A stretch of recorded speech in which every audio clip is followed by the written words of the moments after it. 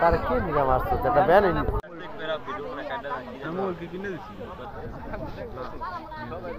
দেখবি দেখ রেখে গিয়েছে যে মিজান কাজী নামে যে একটা ছেলেকে, অর্থাৎ মানে ওর বাড়ি, আমি যতটুকু শুনলাম যে ওর বাড়ি উমিদপুর।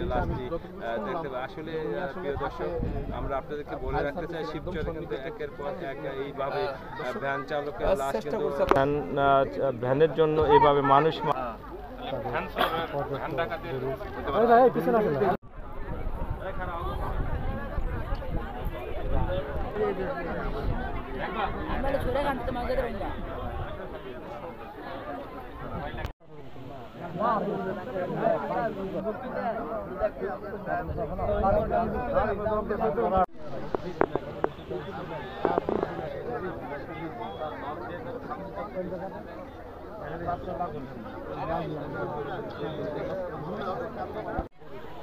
কাদেরপুর ইউনিয়নের একটি ভুট্টা খেতে একটি গলাকাটা লাশ আমরা উদ্ধার করি। পরবর্তীতে এই লাশটি স্থানীয় মিজানুর রহমানের বলে শনাক্ত হয়। তারপরে ঘটনা ঘটার পরে আমরা এটি তদন্ত শুরু করি এবং এই প্রেক্ষিতে একটি হত্যা মামলা রুজু হয়। আমরা বিভিন্ন জায়গার সিসিটিভি ফুটেজ পর্যবেক্ষণ করে এবং ভিকটিম এবং আমাদের সাসপেক্ট যারা ছিলেন এদের কল লিস্ট পর্যালোচনা করে প্রাথমিকভাবে আমরা স্বাধীন এবং আলামিন নামে দুজনকে গ্রেফতার করি।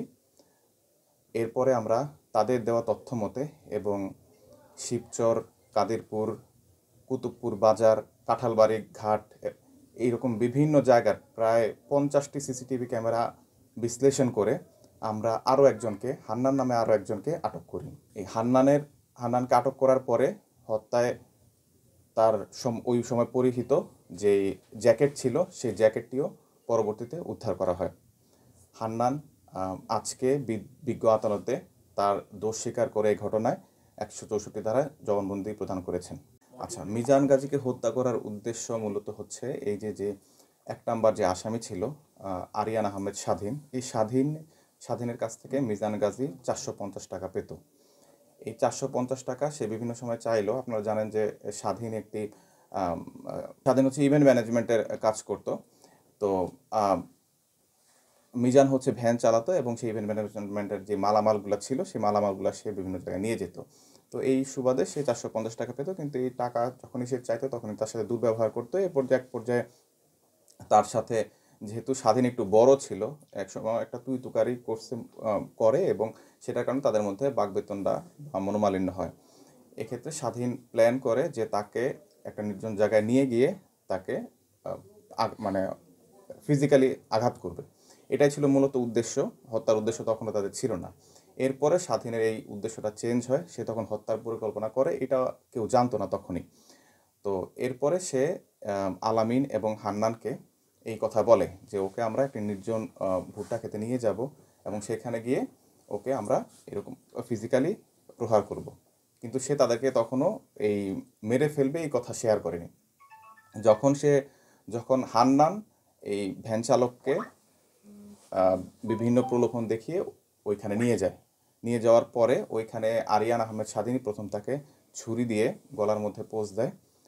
এটা দেখে উপস্থিত সবাই হতভম্ব হয়ে যায়, কিন্তু পরবর্তীতে সবাই এই হত্যাকাণ্ডে অংশগ্রহণ করে এবং হত্যাকাণ্ডে অংশগ্রহণ করার পরে এই যে ভ্যানটি মিজান চালাতো এই ভ্যানটিও এই হত্যাকারীরা নিয়ে যায় এবং ওইখানে চাকুটা ফেলে যায় এবং আশেপাশে তাদের তারা নেশা দ্রব্য ভক্ষণ করেছিল সেগুলো পাওয়া যায়। জুয়েল খালাসির বাড়ির ওনে টিপ নিয়ে গেছে, এটা হলো মিজানের মুখের কথা।